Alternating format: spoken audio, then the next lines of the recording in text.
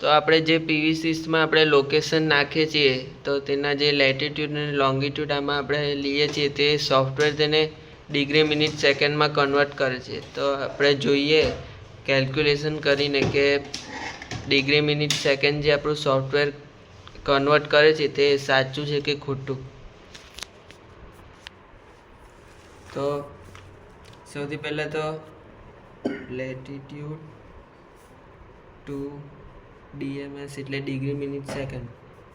તો આપણું લેટિટ્યૂડ છે 21.71.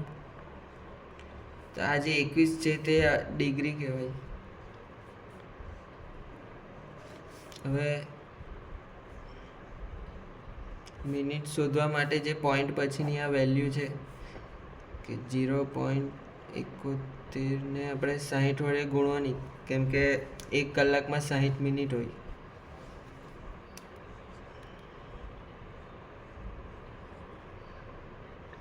તો 0.71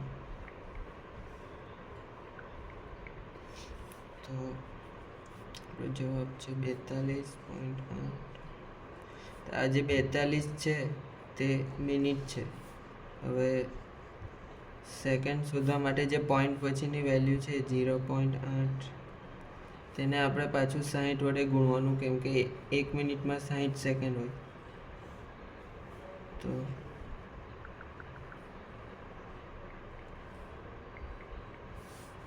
જવાબ આવ્યો 52.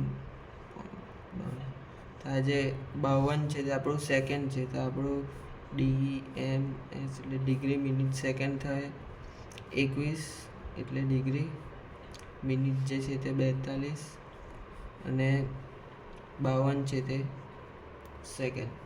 તો સોફ્ટવેરમાં તો જો આપણે સોફ્ટવેરમાં બી એ જ વેલ્યુ છે, એટલે કે આપણી જે વેલ્યુ છે તે કમ્પ્લીટ છે. હવે જોઈએ કે લોંગિટ્યૂડને આપણે કન્વર્ટ કરીને જોઈએ. તો લોંગિટ્યૂડ છે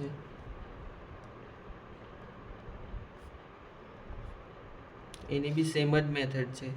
તો ડિગ્રી તો આ જે 73 છે તે ડિગ્રી કહેવાય. મિનિટ શોધવા માટે આપણે જે પોઈન્ટ પછીની વેલ્યુ છે 0.0037 એને આપણે 60 વડે ગુણી લઈએ.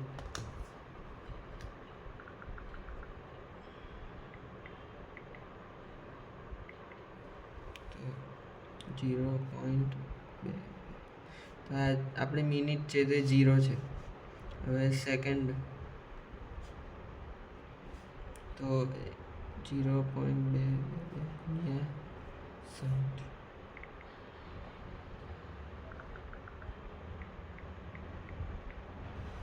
તો 13 જે છે તે સેકન્ડ છે. તો આપણું ડીએમએસ થશે 73 ડિગ્રી 0 મિનિટ અને 13 સેકન્ડ. તો સોફ્ટવેરમાં બી બરાબર જ છે, એટલે આપણે જે કેલ્ક્યુલેશન છે તે એકદમ સાચું છે. હવે આપણે ઊંધું જોઈએ કે ડિગ્રી મિનિટ સેકન્ડને આપણે લેટિટ્યૂડમાં કન્વર્ટ કરવું હોય તો કેવી રીતે કરાય. તો આપણું ડીએમએસ જે છે તે લેટિટ્યૂડ માટે 21, 42 ને 52. તો એને શોધવા માટે 21 પ્લસ જે પોઈન્ટ પછીની જે આપણે જે 42 છે તેને આપણે 60 વડે ભાગવાના, અને જે 52 છે તેને આપણે 3600 વડે ભાગવાના.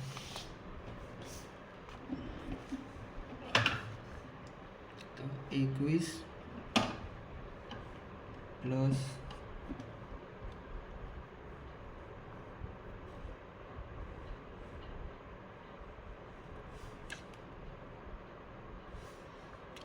42 ભાગ્યા 60 0.60.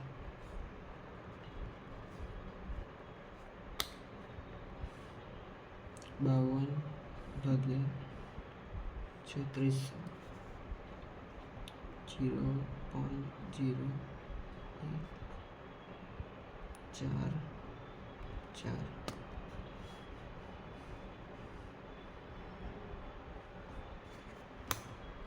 તો આપણે પ્લસ કરીએ 21 + 60 પ્લસ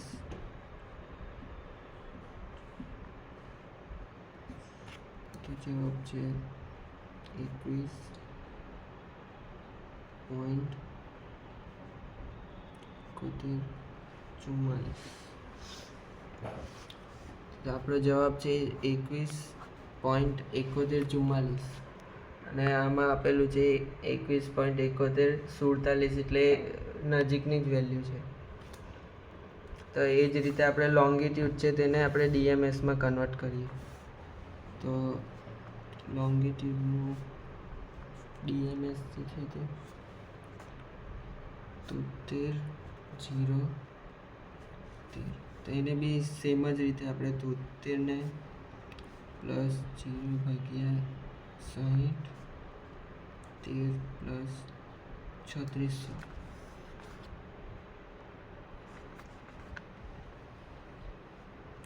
તો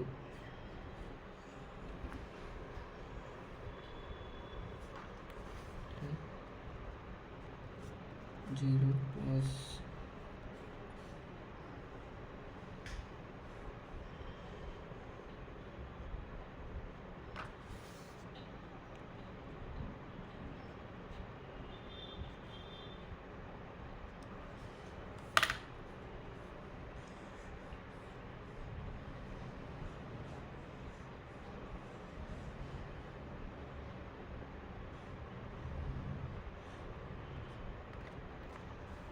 તો 73.0036. તો આપણી જવાબ આવ્યો છે 73.0036. તો એ સેમ જ છે 73.0037. તો આપણે આ રીતે લોંગિટ્યુડને ડીએમએસમાં અને ડીએમએસને લોંગિટ્યુડ લેટિટ્યુડમાં કેવી રીતે કન્વર્ટ કરે તો આવી રીતે કરી શકાય.